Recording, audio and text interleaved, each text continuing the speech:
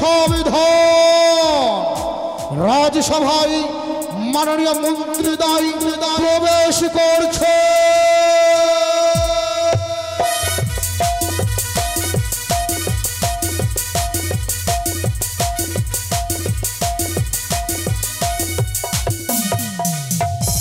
সকলেই সংবিধান রাজসভার মাঝে সেনাপতি বিক্রম সেন পদার্পণ করছে।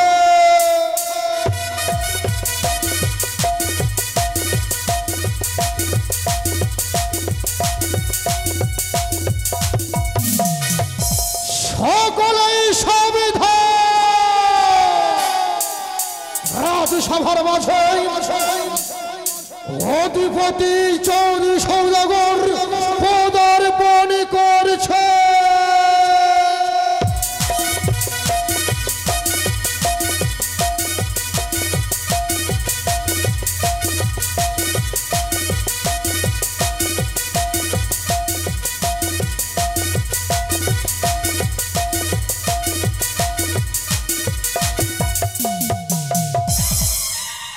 জয় শিব শম্ভু, জয় মা ভবানীর জয়।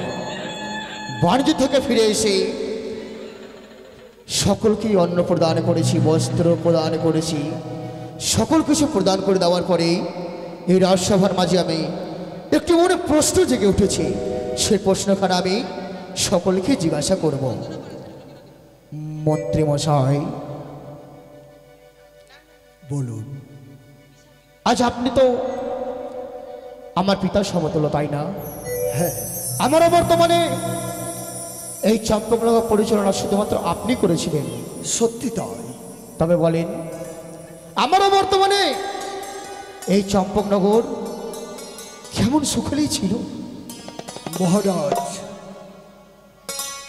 আপনি যেই দিন দক্ষিণ পাটন বাণিজ্যে গিয়েছিলেন, আপনি বলেছিলেন রইল আমার চম্পকনগরের প্রজাবৃন্দ, প্রজাদের সুখে আপনি হবেন সুখী, প্রজাদের দুঃখে আপনি হবেন দুঃখী। যেই প্রজা অন্নহীন সেই প্রজাকে অন্ন দান করবেন, যেই প্রজা বস্ত্রহীন সেই প্রজাকে বস্ত্র দান করবেন। তাই তো আপনারই কথায় আমি সকল প্রজাবিন্দুদেরকে এই চম্পলা প্রত্যেককে আমি সুখে রেখেছি। ধন্য হলাম মাননীয় মন্ত্রী মহাশয়, আজ আপনার মুখ সদে বাণী শুনে আমি ধন্য হলাম। আমারও বর্তমানে একমাত্র চম্পকনগর পরিচালনা আপনি সর্বদাই ভালোভাবে করেছেন। তাই একটিবার কৃপা করে আপনি আমার শতকোটি প্রণিপাত গ্রহণ করবেন। বেশ। সেনাপতি বলুন মহারাজ। আজ আমি তোমার কথা জিজ্ঞাসা করতে চাই। বলুন। আমারও বর্তমানে তোমার সেনাবাহিনীগণ সকলে কেমন রয়েছে, কিংবা চম্পকনগর প্রজাবৃন্দগণ কেমন রেখেছিলেন? সত্যই বলেছেন মহারাজ। আপনি যা জিজ্ঞাসা করেছেন আপনার প্রশ্নের আমি উত্তর সত্যই দেব। বেশ। আপনি যে বললেন আমার সেনাবাহিনী কেন, আপনার চম্পকনগরের প্রজাবিন্দু কেমন রয়েছে, সকল প্রজাবিন্দুদের কাছে আমি গিয়েছিলাম, সকল প্রজাদেরকে আমি জিজ্ঞেস করেছিলাম, বলেছিলাম ওগো ওগো প্রজাগণ তোমরা কেমন রয়েছ? সকলে যেন আমায় বলে সেনাপতি মহাশয় আমরা সবাই সবাই আমরা ভালো রয়েছে। কিন্তু কিন্তু কি? কিন্তু মহারাজ আমি একটি কথা বলতে চাই। একটি কথা বলতে চাও তুমি? এই রাজসভায় যদি আপনি আমাকে নির্ভয় প্রদান করেন তবেই আমি আপনার কাছে এই কথা আমি প্রকাশ করে বলতে। সেনাপতি, এই রাজসভায় সব রকম আলোচনা করার জন্য রাজসভা বসানো হয়েছে। আজ উভয় দিলাম আমি তোমায়, যা আছে মনের অন্তরে গাথা প্রকাশ করে বলো আমায়। মহারাজ, নিত্যদিন নিত্যদিন আপনার সন্তান ওই পাঠশালায় যায়। হ্যাঁ যায়। পাঠশালায় যাই বলে হঠাৎ করে দেখি মহারানী সনকা আমার কাছে এসে কেঁদে কেঁদে বলে, কি? ওগো সেনাপতি মহাশয়, লক্ষিন্দর যেন আমাকে জড়িয়ে ধরে কাঁদে আর আমায় বলে মাগো আমি ওই পাঠশালায় যাব না। কিন্তু কেন যাবে না? আমি বললাম লক্ষিন্দরের পড়াশুনো করার বয়স, সে পাঠশালায় যেতে চায় না কেন বলতে পারেন রানীমা? কিন্তু কিন্তু আমি কি শুনলাম, ছাত্রীমা নাকি লক্ষিন্দরকে, হ্যাঁ লক্ষিন্দরকে ওই পথ মাঝে যেন ওই পাঠশালায় যাওয়ার পথে বুকের মাঝে জড়িয়ে ধরে কন্দন করে। আমার কনিষ্ঠ পুত্র শ্রীমান দুর্লভ লক্ষিন্দরকে জড়িয়ে ধরে অঝোর নয়নে কন্দন করে ধাত্রীমা, তাই নিয়ে আমার লখাই পণ করেছে যতক্ষণে রহস্য না জানতে পারবে ততক্ষণ পাঠশালা যাবে না, অন্য জল গ্রহণ করবে না। এইভাবে চলতে থাকে কাকুমণি। তবে তবে কি করে উচ্চশিক্ষা শিক্ষিত হওয়ার পুত্র কি করে চক্র পরিচালনা করবে সে? আমি বলতে চাই, আমি শুনেছি ওই ধাত্রী মার নাকি একটি সন্তান রয়েছে, তার নাম গোপাল। হয়তো গোপাল মনে করে আমাদের স্নেহের গড়া লখাইকে পক্ষে জড়িয়ে ধরে হয়তো অঝোর নয়নে কাঁদছে।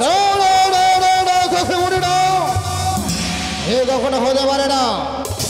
গোপাল রয়েছে তার সন্তান, কিন্তু আমাদের কনিষ্ঠ পুত্র শ্রীমান দুর্লভ লক্ষিন্দর সে প্রত্যেক দিন যায় সেই পাঠশালায় তার পথ মাঝে দিয়া। একদিন হয়, দুদিন হয়, 3 দিন হয়, নিত্যদিন তাকে ধরে ধরে অজন্মায় কন্দন করে। কেন কেন? এই যে আমার জানতে ইচ্ছা হয়, তাকে বলি জানতে ইচ্ছা হয়।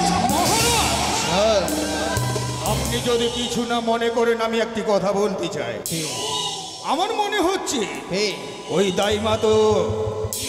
দাইমা তো বস্তিতে বাস করে, আর কথা বললে কি সে তো একটা ছোট লোক। আমার মনে হচ্ছে আপনার কনিষ্ঠ পুত্র লক্ষিন্দরকে দেখে বা লক্ষিন্দরকে নিয়ে ওই ধাত্রীমার মনে কোনো লোক লালসা নেই তো? সেনাপতি, সত্যই বলেছ তুমি। ধাত্রীমা নিশ্চয় তার মনের ভিতরে লালসা জন্মগ্রহণ করেছে, আর সে লালসার বসে পড়েই আমাদের কনিষ্ঠ পুত্রকে দেখে অযোধ্যা কান্দন করে। কিন্তু তুমি তাকে ডেকে পাঠানোর ব্যবস্থা করনি। করেছি মহারাজ, করেছি। আপনার কাছে আদেশ নিয়েই আমি এই রাজসমাজ থেকে নেরাকে পাঠিয়ে দিয়েছি ওই ধাত্রীমার বাড়িতে। আমি এও বলেছি ধাত্রীমা যদি না আসতে চায় তাহলে লোক লালসা দিয়ে সদাগর মহাশয় তাকে পুরস্কার দেবে বলে এই রাজসভায় আনয়ন করবে। সর্বদাই সত্য বলেছো তুমি। তবে নিশ্চয়ই ধাত্রীমা এলো বুঝি।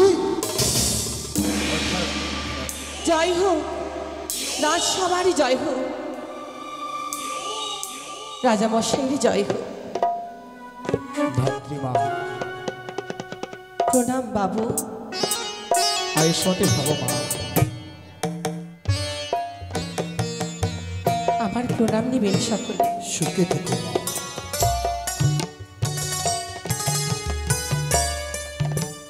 প্রণাম সেনা। সুখে থেকো। বলুন বাবু। ধাত্রীমা, আপনি তো জগতের মাতা, সকলের মা আপনি। তবে এই রাজসভার মাঝে আমি আপনাকে একটি কথা জিজ্ঞাসা করতে চাই। কিন্তু আমি তো বুঝতে পেরেছি আপনি কি বলবেন। কি ধাত্রীমা? বাণিজ্য করে দেশে ফিরেছেন, সকলকে কত কিছু দিয়েছেন উপহার।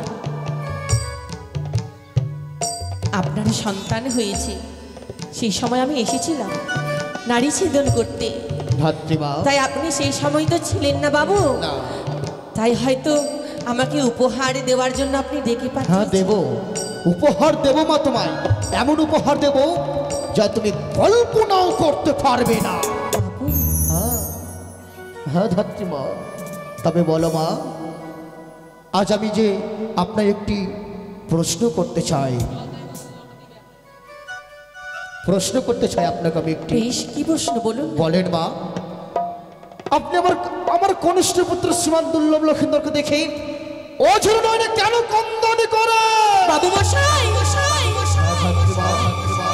আপনাকে বলতে হবে, আপনি কেন কেন আমার লক্ষ্যকে জড়িয়ে ধরে বন্ধন করেন আপনি? কিন্তু হঠাৎ এই প্রশ্ন করছেন যে আমায়? এই প্রশ্ন, এই সামান্য প্রশ্ন নয় মা। এই রহস্য জানার জন্য আমার কনিষ্ঠ পুত্র বলেছে, চিরপূরণ করেছে, যেমন আমি পাঠশালা অন্য জল গ্রহণ করবো না, অনাহারে এই মৃত্যুবরণ করবো যদি সরহস্য না জানতে পারি। সেই জন্য আপনাকে আনয়ন করেছি। বলুন মা, কেন আপনি কন্দন করেন লখাইকে জড়িয়ে ধরে? না বাবু না, আমি এই কথা বলতে পারবো না। তাছাড়াও আমি যে মা, লখাইয়ের নারী ছেদন করেছি, মায়ের চোখে কি জল আসতে পারে না? আমি সত্যি বলছি বাবু। মা, এই যে তোমার নয়নে মায়ার জল, এই যে আবেগের জল নয় ধাত্রী মা, এই মায়ার জলে আমার পুত্রকে কাবু করতে চান আপনি, তাই না? হ্যাঁ হ্যাঁ বুঝেছি। আপনারা ওই বস্তিতে বাস করে সামান্য ছোট জাত হয়ে আমার পুত্রকে জড়িয়ে ধরে কম্পন করে আমার রহস্যময় আপনি মায়া বসাতে চান।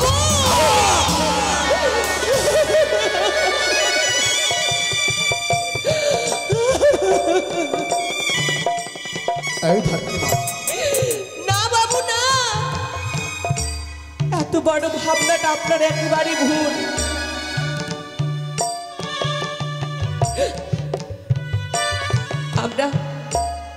আমরা গরিব,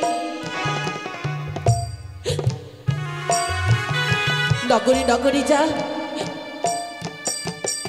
দায়ী করে আমি জোগাড়ি করে নিয়ে আসি, যা আমি প্রাপ্য পাই তা দিয়ে আমি সংসার চালাই। ধাত্রীমা, আর আপনার সন্তানকে তো আমি মায়ের নেই ভালোবাসা দিই, এতে মায়া কেন থাকবে? যদি তাই হয় তবে বলেন না মা, কেন আমার পুত্রকে তো অজর ধরনের কন্দন করো তুমি? কেন অজর নয় কন্দন করো আমার পুত্রকে দেখে? না বাবু, এই কথা আমি বলতে পারবো না। বলতে পারবে না, কিন্তু আপনাকে যে বলতেই হবে, কেন আমার পুত্রকে দেখে আপনি কন্দন করেন? বাবু, দয়া করে এই কথার জন্য আমায় জোর করবেন না। আমি সত্যি বলছি, এমন কোনো কথা নেই যে আমি লুকিয়ে রেখেছি। ধাত্রীমা, আজ আমি তোমাকে একটি কথা বলবো। মাগো, কথাই বলে শুধু জন্ম দিলে হয় না মাতা, যে না বোঝে সন্তানের ব্যথা। তুমি তো ভালো করেই জানো মা, এর আগে ছয়টি সন্তানকে হারিয়ে পেয়েছে এই লখাইকে। সেই দাদু ভাইকে আমি হাঁটি হাঁটি পা পা করে আমি তাকে পথ চলা শিখিয়েছি। আজ সেই দাদু ভাই আমায় বলতে চায়, দাদু ভাই, এই রহস্যর কথা যতক্ষণ পর্যন্ত আমি না জানবো ততক্ষণ পর্যন্ত আমি আর কোনোদিন পাঠশালায় যাব না। কিন্তু মন্ত্রী মশাই, এমন যে কোনো কথা নেই, এমন কোনো কথা নেই, আমি লুকিয়ে রাখিনি, এর মধ্যে কোনো রহস্য নেই। ধাত্রীমা, আপনাকে করজোরে মিনতি করে বলি মা, বলে দিন মা, কেন আমার লখাইকে জড়িয়ে ধরে কন্দন করেন আপনি? বলে দিন। মহারাজ, আপনি যদি কিছু না মনে করেন, এই সেনাপতি বিক্রম সিং আপনাকে কিছু বলতে চায়। কি বলতে চাও তুমি? আপনি যেভাবে জিজ্ঞেস করছেন ওই ধাত্রীমাকে, হ্যাঁ ধাত্রীমাকে, সেই ধাত্রীমা কিছুতেই বলবে না। এই বিচারের দায়িত্ব যদি আপনি আমার হাতে তুলে দেন, তাই ওই গরিব ছোট লোকদের কাছ থেকে কিভাবে কথা বের করতে হয় সেই কৌশল এই সেনাপতি বিক্রম সিংহের নিশ্চয়ই জানা রয়েছে। সেনাপতি, সোজা আঙুলে ঘি না উঠলে আঙুলটা ব্যাকা করতে হয়, তাই না? আপনি ঠিকই বলেছেন। তবে আজ আমি তোমায় দায়িত্ব দিলাম, কি করে গোপন রহস্য ধাত্রীমার মুখ দিয়ে বের করতে পারো তুমি?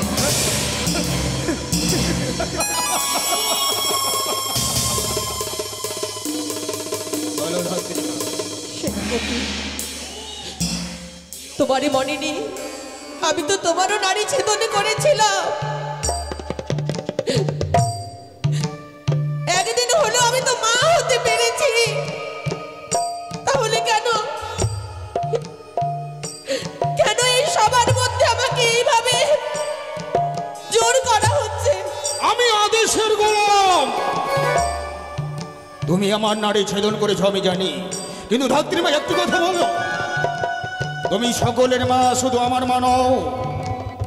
যেই মা প্রসব যন্ত্রণা কালে হাহাকার করে ভগবানকে ডাকে, সেই মায়ের কাছে তুমি গিয়ে সেই মাকে সান্ত্বনা দাও, সেই মাকে ভগবানের কাছ থেকে তুমি বাঁচাও, ওই যমরাজের কাছ থেকে তুমি সেই মাকে ফিরে নিয়ে আসো।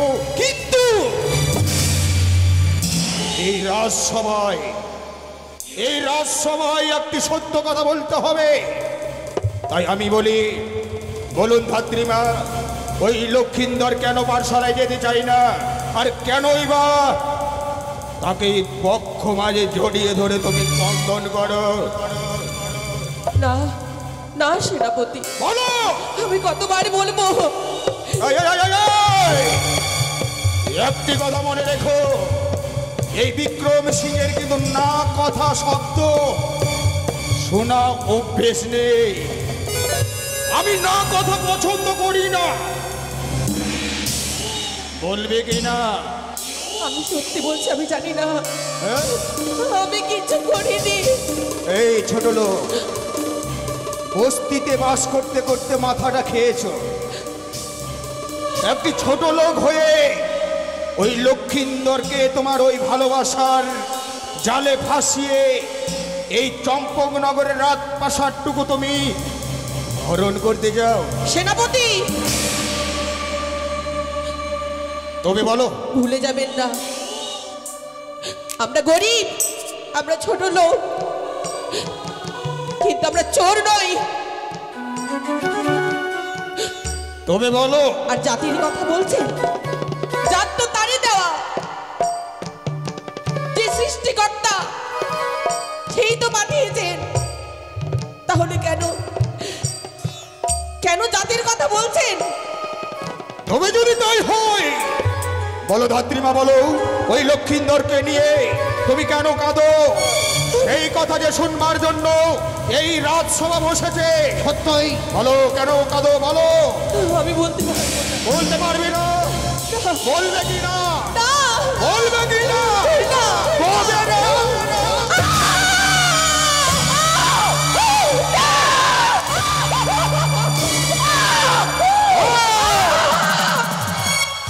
বলবে কি না?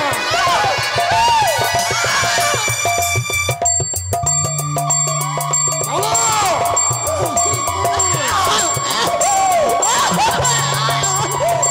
বলো। এখনো সময় রয়েছে, বলো ধাত্রীমা।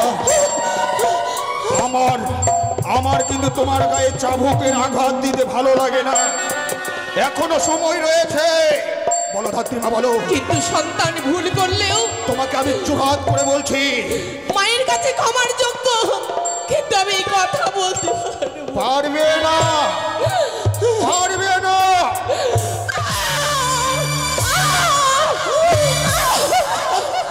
বলবে কি না?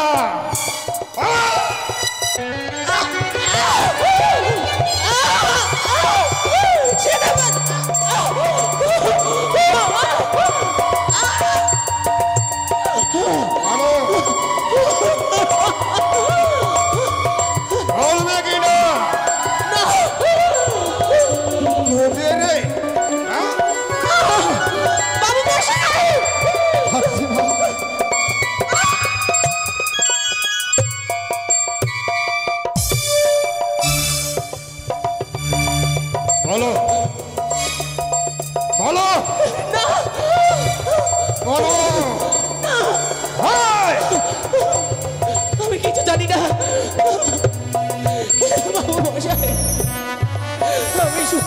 জানে মেরে ফেলবো। বলো মন্ত্রী মশাই, আমি সত্যি বলছি, আমি জানি না, আমি কিচ্ছু জানি না। একটা কথা বলবো মা, একটা কথা বলবো, তুমিও তো নারী, প্রত্যেক নারীরাই এই ধরার বুকে মা হয়। 10 মাস 10 দিন পর যখন সন্তান প্রসব করে, বুকে আগলে জড়িয়ে ধরে ঠাকুরকে ডাকে, হে ঠাকুর, যত দুঃখ তুমি আমাকে দাও, আমার সন্তানকে দিও না। কিন্তু বলো তো মা, আজ লখাই যদি আমাদের কিছু হয়ে যায়, তাহলে কি আমাদের রানী মা এই ধরার বুকে বেঁচে থাকবে? তুমি বলে দাও না মন্ত্রী মশাই, কেন আপনি এই কথা বলছেন? আমি কতবার বলবো আমি কিচ্ছু জানি না। আমি জানি মন্ত্রী মহাশয়, যখনই আপনি সন্তানের কথা বললেন না, হ্যাঁ, আমার একটা কথা মনে পড়ে গেল। কি এমন কথা? সেনাপতি কথাই বলে না, কান টানলে মাথা আসে। ওই ধাত্রীমাকে আমি শতবার চাবুকের আঘাত করতে গেলেও সে মুখ খুলতে চায় না রে এই রাজসভায়। তাই আমি শুনেছি তার নাকি একমাত্র সন্তান রয়েছে, তার নাম হচ্ছে গোপাল।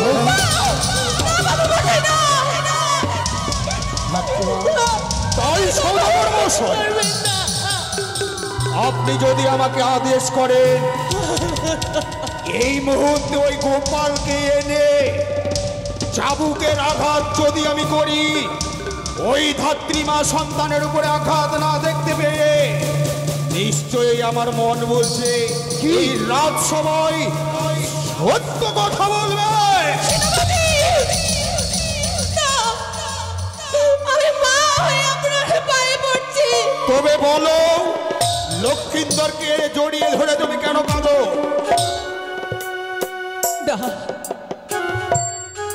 ধাত্রীমা আজ বলবে না তাই না? সেনাপতি, বলুন মহারাজ। আমি তোমায় আদেশ দিলাম, যাও এই মুহূর্তে গোপালকে নিয়ে এসে চাবুকের উপর চাবুক মেরে সত্য গোপাল, রাজামশাই, বলো। আপনারা যত আঘাত আমায় দেবেন আমি সহ্য করব, কিন্তু আমার সন্তানকে নয়। ওই চাবুকের আঘাত ওদের সহ্য করতে পারবে না।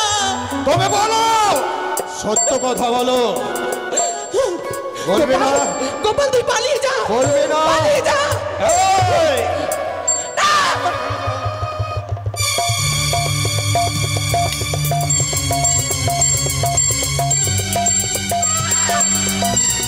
বলো।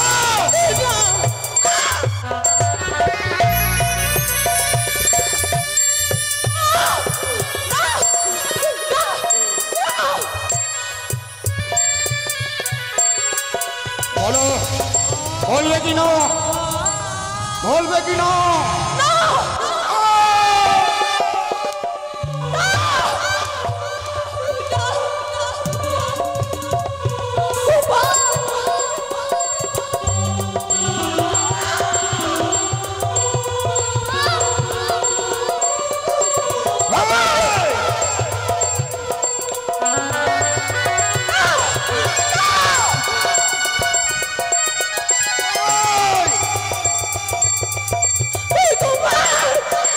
গোপাল, তোর মাকে বল, লক্ষিন্দরকে জড়িয়ে ধরে কেন কাঁদে বলতে বল। তবেই তোকে আর তোর মাকে এই রাজসভা থেকে আমরা ছেড়ে দেবো, বলতে বল। বলো ধাত্রীমা। গোপালও বলছে, সেনাপতি, সত্য কথাটা বলতে গোপালও বলছে। দাপর যুগে হস্তিনাপুরে দ্রৌপদীর বস্ত্র হরণ হয়েছিল, কিন্তু সকলেই তাকিয়েছিল, শুধু কেউ পারেনি রক্ষা করতে। আর আজ আপনারা ভোলার মাসি পিসি পূজাবিন্দু সকলেই দেখছেন কারো মনে কি দয়া মায়া হচ্ছে না। ভাতৃমা, এটা হস্তিনাপুরে, কিন্তু আপনি ভুলে যাবেন না এটা কলিযুগ। এই কলিযুগে কোনো দয়া মায়া বলতে নেই। আর সত্য কথা না বললে সেনাপতি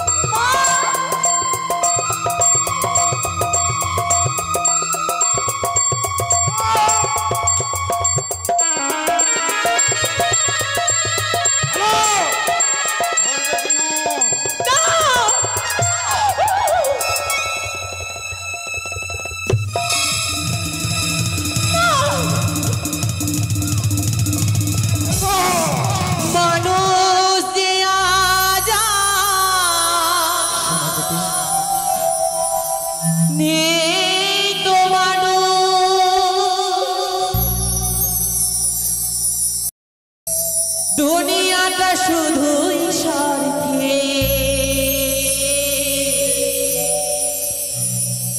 পরাচি ভাই সংসারে পরিজন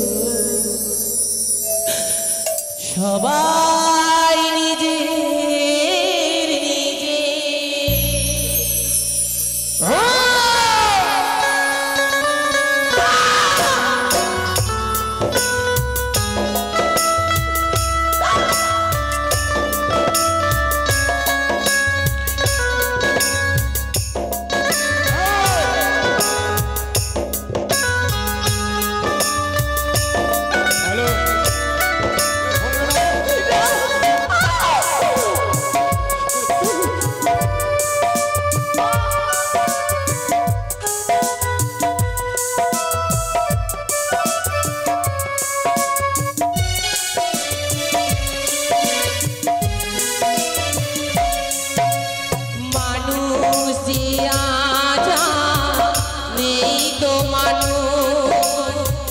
দুনিয়াটা শুধুই স্বার্থে,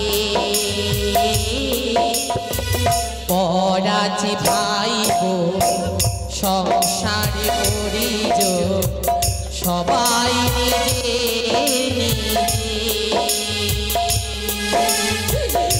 পরাচি ভাই বোন সংসারে পরিজন সবাই নিজে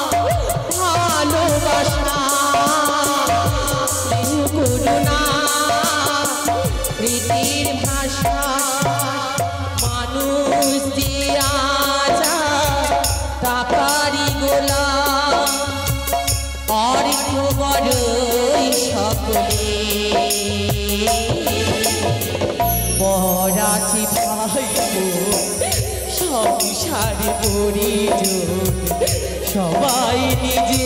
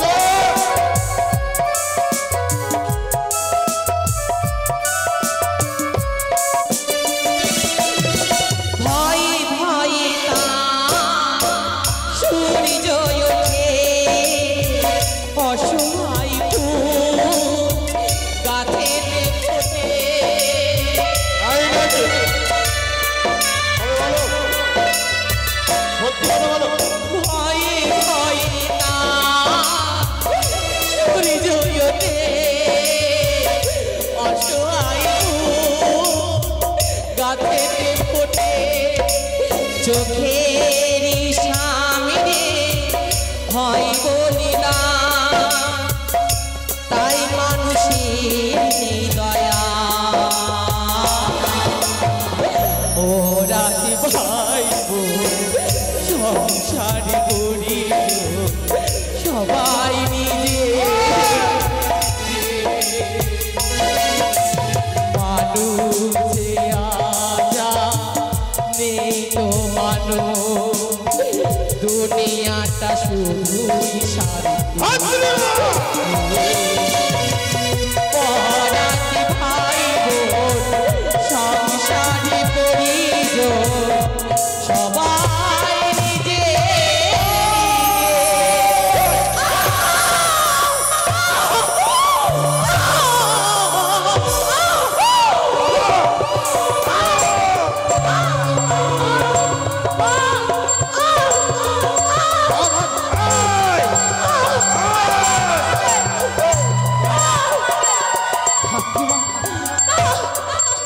ধাত্রীমা, দাঁড়াও সেনাপতি, দাঁড়াও। ধাত্রীমা, বাবু মশাই, আজ আপনাকে একটি কথা বলছি শুনে। হস্তিনাপুরের মহারাজ ধৃতরাষ্ট্র সে পুত্র জন্য অধর্ম করতে বাধ্য হয়েছিল। আজ আপনি সাহিত্যয় না বলেন তো গণিক শ্রেষ্ঠ চাঁদের চম্পকনগরে অধর্ম করতে দ্বিধাবোধ করবো না। কিন্তু বাবু মশাই, আপনি না রাজ্যের রাজা, এ কেমন বিচার, কেমন রীতি? ধাত্রীমা, যে এক নাবালক সন্তানের উপরে এইভাবে অত্যাচার করা হচ্ছে, কেউ যদি আপনার সন্তানের উপর চাবুকটা উঠাতো, আমি আতুর ঘরেই ছিলাম রানীমায়ের সঙ্গে। তারপর রানীমা ঘুমিয়ে গেছিলেন। তারপর ধাত্রীমা, তারপরে স্বয়ং বিধাতার সঙ্গে আমার সাক্ষাৎ হয়েছিল। বিধাতার সঙ্গে। তারপর ধাত্রীমা, তারপরে তারপর ধাত্রীমা, কেন জানি না চারিদিকে অন্ধকার লাগছে, কে যেন আমায় ডাকছে বারবার করে। তারপর ধাত্রীমা, তারপর কি হলো? তারপর কি হলো বলো? সত্যি কথা শুনবার জন্য কান খানা আমার। বলো বলো বলো বলো বলো, কি হয়েছে বলো? তারপর কি হলো? আমি বোধহয় আর বাঁচব না। হয়তো যেন যমরাজ আমায় ডাকছে, জানি না এ নরকের দ্বার না হরির দ্বার। সব কিছু অন্ধকার হয়ে যাচ্ছে, পায়ের তল থেকে আমার ভূমিমা সরে দাঁড়াচ্ছে। বলো ধাত্রীমা। বাবু, তারপর বলেন ধাত্রীমা, বিয়ের বাসর ঘরে, বিয়ের বাসর ঘরে লক্ষ্মীন্দরকে সর্পের দংশনে মৃত্যু হবে।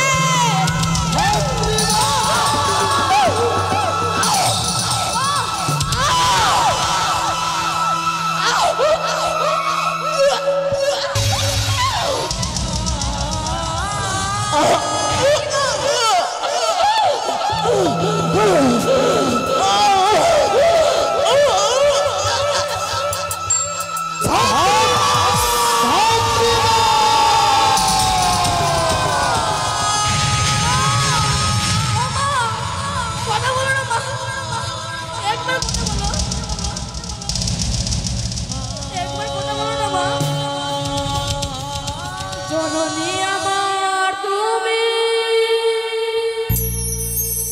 তুমি যে আমার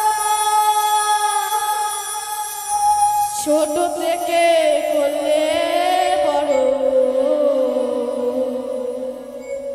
সেই দুঃখ যন্ত্রণা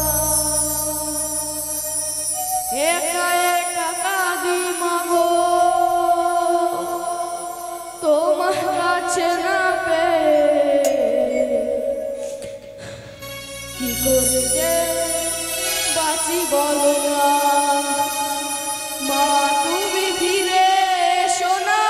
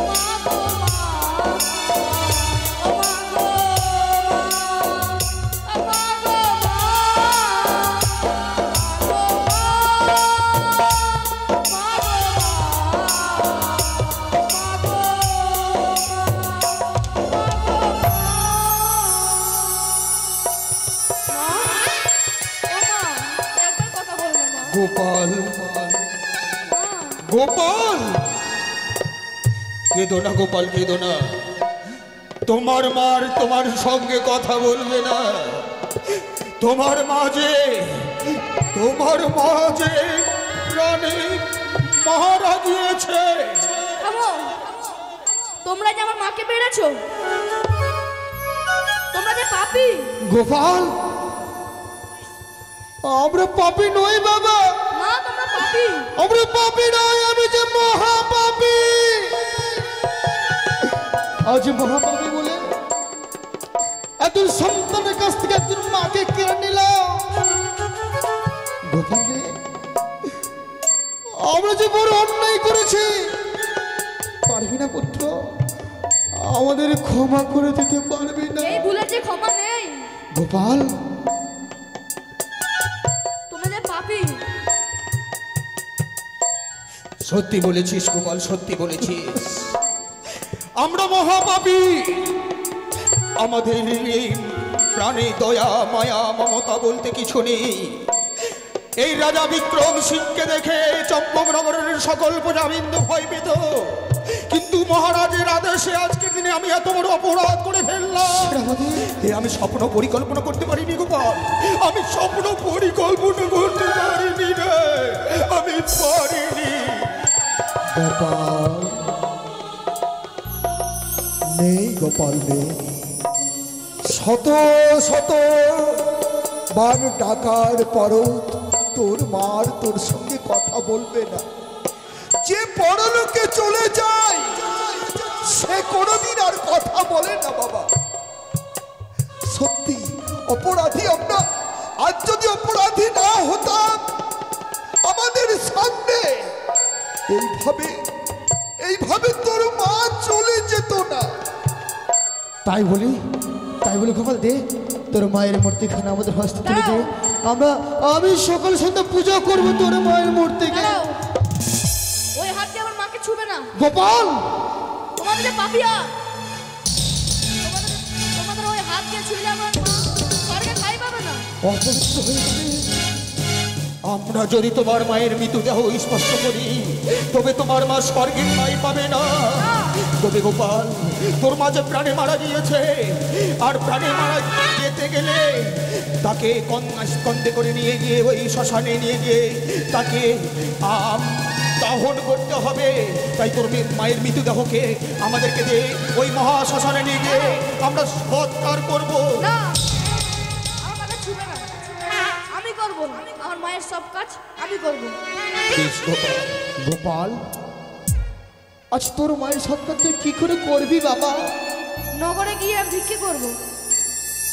নগরে ভিক্ষে করি তোর মায়ের তুই সৎকার করবি? হ্যাঁ। আমাদের কাছে কোনো করে নিবি না তুই? না। বেশ, এ হলো মায়ের সন্তান। আজ মা এই লোক থেকে পরলোকে গমন করেছে বলে নগরে ভিক্ষে করে মায়ের সৎকার করবে। তুমি পাপিষ্ঠ রাজার কোনো কিছু গ্রহণ করবে না। বেশ, তোর মনের আশা তুই পূর্ণ কর গোপাল, তোর মনের আশা তুই পূর্ণ কর। তাই মায়েরা সকলে ভিক্ষে দেবেন গোপালকে গো। আজ মাকে